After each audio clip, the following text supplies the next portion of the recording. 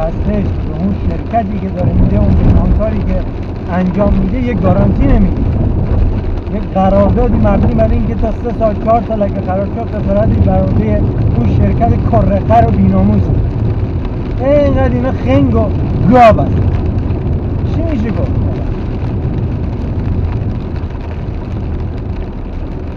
پول رشوه‌ای میگیرن، اون مسئول زیرت دهنش بسته میشه.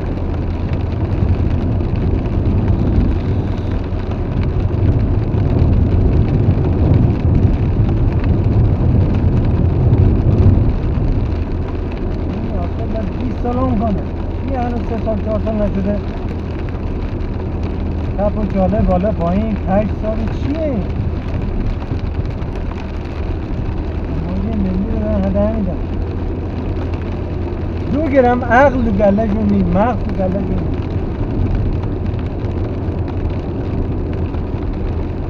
دانش فنی رو نید، من چیز نکنم.